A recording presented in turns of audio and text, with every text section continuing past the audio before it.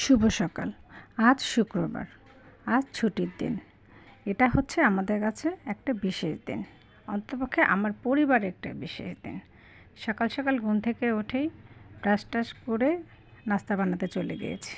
নাস্তা আমার আগেই বানানো ছিল, রুটিগুলি ফ্রোজেন করা ছিল, তাই রুটিগুলি ছেঁকে নিচ্ছি। ছেঁকে নিয়ে এক চুলায় চা বসিয়ে দিয়েছি, এক চুলায় রুটি। আমার রুটি নাস্তা যত কিছুই করি না কেন, আমার চা না খেলে মনে হয় যেন কী খাচ্ছি না কী খাচ্ছি না, কী খাইনি এরকম লাগে। আমার কাছে একদমই ভালো লাগে না।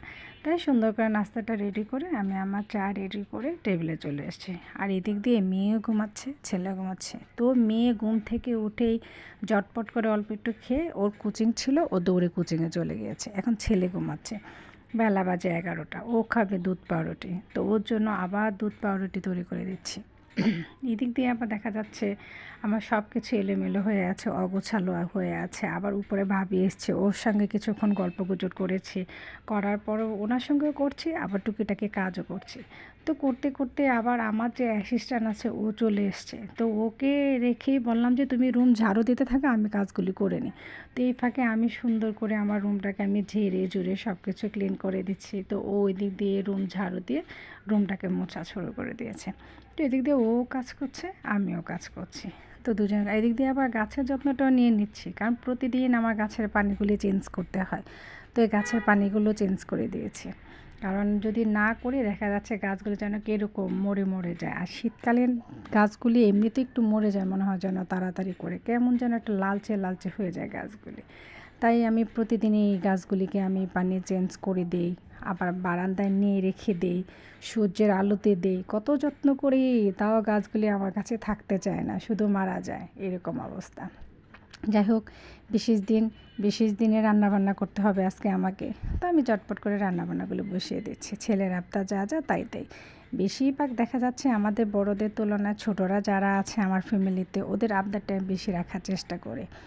তো ওর মেনুটাই আমি সুন্দর করে দিচ্ছি। ওর মুরগির মাংস রাখবে, পোলাও লাগবে। তো হ্যাঁ, আমি পোলাওটা করে ফেলেছি আগেই, এখন ওর জন্য মাংস বসাচ্ছি। এখন দেখা গেছে যে মানে মুরগির মাংস ওদের এক পিস কম হলেও চলবে, কিন্তু আলু না হলে চলবে না। ওদের মাংসের থেকে বেশি আলুটাই চাই।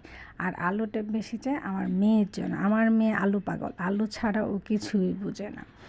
তো ওই দিক দিয়ে মাংস রান্না করছি, একটু সবজি ভাজি করে নিচ্ছি, আবার ডাল, এটুকু দিয়ে হয়ে যাবে। কারণ তারপর আপাতত দেখা যাচ্ছে আমার বিকেলের ঝামেলাটা রয়েই গিয়েছে। বিকেলে আবার ধরবো আম্মু আমাকে কোথাও ঘুরতে নিয়ে যাও, আমাকে বাহিরে নিয়ে যাও। তো আবার দেখা যাচ্ছে বিকেলে ওকে নিয়ে আমাকে বাহিরে যেতে হবে। তো দেখেন আজকের দিনটা দেখা যাচ্ছে ছুটির দিন।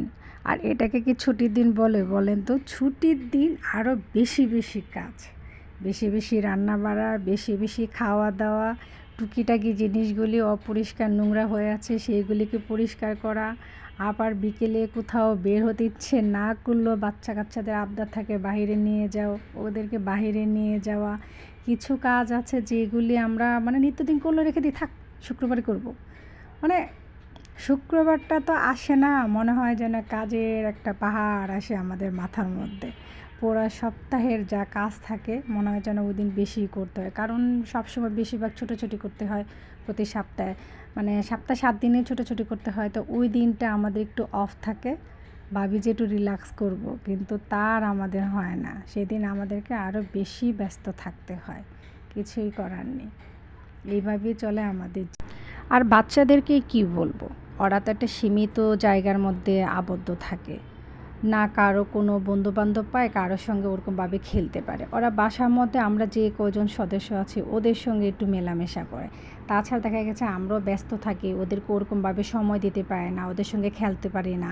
ও এক টিভি নিয়ে ওরা বসে থাকে, কতক্ষণে খেলতে পারে? তো ওদের তো আবদার থাকবেই। শুক্রবার তো ওদের কাছে বিশেষ একটা দিন থাকবেই, যে আজকে শুক্রবার মানে ছুটির দিন, বাইরে যাব, ঘুরবো ফিরবো, খাবো, আনন্দ করব, আমাদের আবদারটা আম্মু আব্বু মেটাবে, এরকম।